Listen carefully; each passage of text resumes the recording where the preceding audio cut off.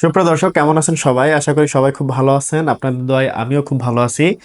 সুপ্রিয় দর্শক, সুস্বাস্থ্যের জন্য দরকার পরিমিত খাবার এবং পুষ্টিকর খাবারের অনেক বেশি প্রয়োজন।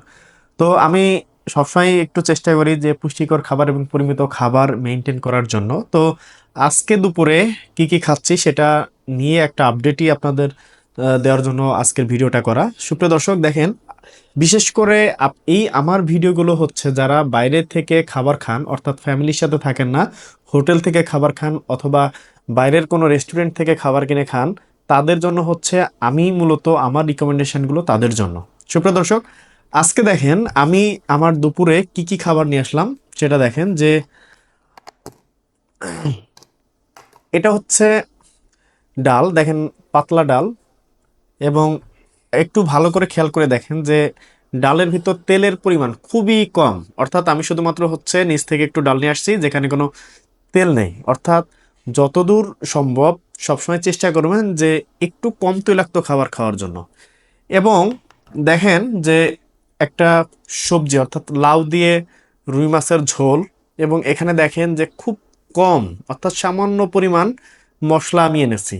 এবং দেখেন ঝোল আপনারা যদি ভালো করে খেয়াল করেন যে এখানে ঝোলের পরিমাণও খুব কম, অর্থাৎ আমি এখানে মূলত ফোকাস করেছি সবজি এবং মাছটা খাওয়ার জন্য। এবং